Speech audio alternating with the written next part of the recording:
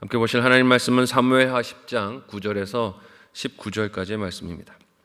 구약성경 477페이지 전으로 있습니다. 사무엘하 10장 9절에서 19절까지의 말씀을 드라마 바이블로 봉독하겠습니다.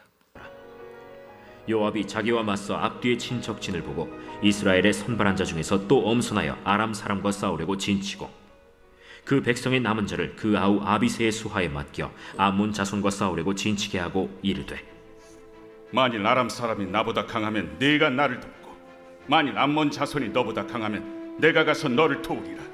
너는 담대하라. 우리가 우리 백성과 우리 하나님의 성읍들을 위하여 담대히 하자. 여호와께서 선히 여기시는 대로 행하시기를 원하노라. 요압과 그와 함께한 백성이 아람 사람을 대항하여 싸우려고 나아가니 그들이 그 앞에서 도망하고, 암몬 자손은 아람 사람이 도망함을 보고 그들도 아비새 앞에서 도망하여 성읍으로 들어간지라. 요압이 암몬 자손을 떠나 예루살렘으로 돌아가니라. 아람 사람이 자기가 이스라엘 앞에서 패하였음을 보고 다 모임에 하다데셀이 사람을 보내 강 건너쪽에 있는 아람 사람을 불러내매 그들이 헬람에 이르니 하다데셀의 군사령관 소박이 그들을 거느린지라. 어떤 사람이 다윗에게 알림해 그가 온 이스라엘을 모으고 요단을 건너 헬람에 이르매 아람 사람들이 다윗을 향하여 진을 치고 더불어 싸우더니 아람 사람이 이스라엘 앞에서 도망한지라. 다윗이 아람 병거 700대와 마병 4만 명을 죽이고 또 그 군사령관 소박을 치매 거기서 죽으니라. 하다데셀에게 속한 왕들이 자기가 이스라엘 앞에서 패함을 보고 이스라엘과 화친하고 섬기니 그러므로 아람 사람들이 두려워하여 다시는 암몬 자손을 돕지 아니하니라. 아멘. 함께 읽은 본문의 말씀으로 은혜를 저버린 결과라는 제목으로 말씀 나누고 기도하도록 하겠습니다. 지난 화요일 본문에서 다윗은 자신을 죽이려고 했던 원수 사울의 가문의 후손인 무비보셋에게 파격적인 은혜를 베풀었습니다. 이는 비록 원수의 가문이었지만 사울의 아들이자 다윗의 친구였던 요나단과 맺은 약속, 언약에 기초한 행동이었죠. 나라의 모든 권세를 다윗이 얻고 그 힘이 강해져가는 중에 있었지만 하나님의 뜻과 성품을 따르는 권력의 집행을 하려고 주의하며 분별했던 다윗의 모습을 우리가 볼 수 있습니다. 이렇게 나라의 내부적으로 하나님의 성품을 따라 정치를 하려고 애를 썼던 다윗은 외교적인 상황에서도 동일하게 하나님 성품과 또 하나님 뜻을 따라 원칙을 따라 행하려고 애를 썼어요. 그 노력 중 하나가 어제 본문이 다뤘던 암몬에 대한 국가 간의 예절을 정중하게 표현하려고 한 모습이었습니다. 다윗은 암몬 자손의 왕이 죽고 그 아들이 왕위에 오르자 사절단을 보내서 조의를 표하려고 했습니다. 그러나 암몬 왕의 신하들은 다윗이 사절단을 보내는 것이 나라를 정탐하고 공격하려는 불순한 목적이 있을 것이라 조언하면서 그 사절단에게 큰 수치를 안겨서 돌려보냈죠. 수염을 강제로 깎고 하체를 가릴 수 없도록 옷을 잘라버려서 하체가 다 드러나도록 온갖 모욕감을 줘서 그들을 돌려보내게 됩니다. 다윗의 입장에서는 얼마나 이 암몬의 행동이 괘씸하고 분했을까요? 호의를 베풀고 은총을 베풀려고 했더니 이걸 거꾸로 역이용해서 수치를 안겨서 돌려보낸 것입니다. 자신을 그렇게 모욕한 행동은 왕을 모욕한 것과 다를 바가 없는 행동이었습니다. 그런데 암몬 족속의 이런 행동은 복음 앞에서 둘로 갈라지는 인생의 반응을 보게 하는 예가 되기도 합니다. 무비보셋과 같이 자신이 은혜 입을 자격이 없다는 것을 아는 사람은 어떻습니까? 감사로 은혜를 받아요. 어떻게 나 같은 자에게, 개만도 못한 나에게 이런 은혜를 베푸십니까? 자기 자격을 모르는 자는 그 은혜를 소중하게 여기고 받지만 어떻습니까? 마음이 꼬여 있는 사람, 암몬과 같이 자기 멋대로 생각하고 오해하는 사람, 자기 멋대로 생각하는 사람은 이 은혜를 오히려 적대하는 것을 보게 됩니다.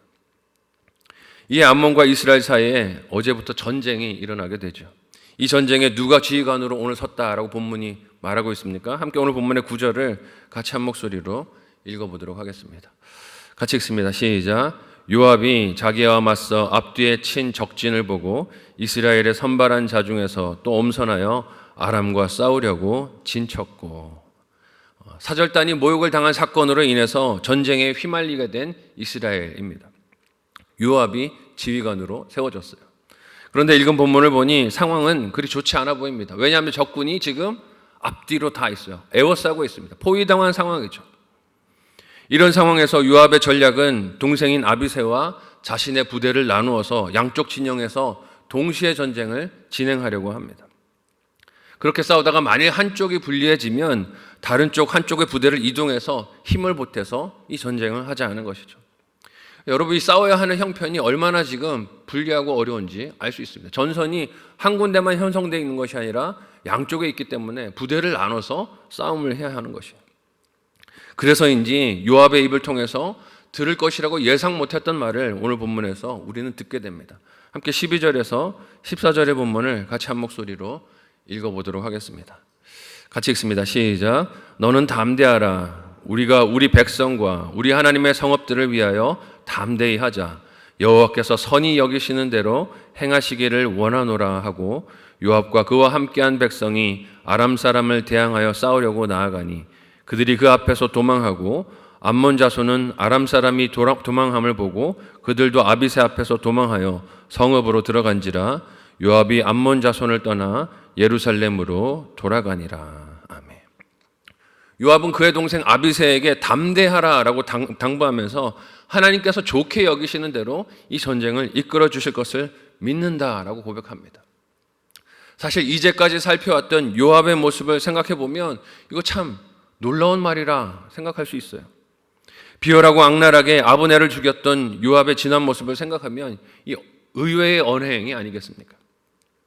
이는 그만큼 요압에게도 이 전쟁이 비장하게 마음을 먹을 만큼 어렵고 힘든 일이었다 하는 것을 알 수 있습니다. 우리 인생이 그렇잖아요. 어려운 일 찾아오고 고난이 찾아오면 누굴 찾습니까? 하나님을 찾아요. 하나님의 도움이 필요하다는 것을 찾게 되는 것을 봅니다. 이렇게 요압이 비장하게 나선 전쟁에서 하나님은 그의 부대가 승리하는 은혜를 베풀어 주십니다. 이것은 요압에게 베풀어 주신 은혜이기도 하겠지만 그가 위해서 싸우는 누구를 위한 은혜입니까?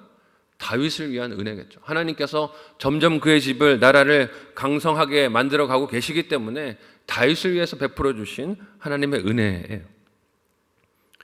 때문에 대적들이 연합해서 맞서 싸워도 하나님께서 함께 하시는 다윗의 군대를 감히 쳐서 이기지 못합니다. 오늘 말씀해 보면 제대로 싸워보지도 않고 연합군이 그 앞에서 도망하고 흩어지는 것을 알 수 있어요. 이렇게 요압이 아람과의 전투에서 승리하고 예루살렘으로 돌아갑니다. 왜 군대를 물려서 예루살렘으로 돌아온 것일까요? 제대로 전투 한 번 없이 상대방이 두려움 가운데 도망하고 흩어지니 계속해서 공격해야 할 필요를 느끼지 못한 것 아니겠습니까?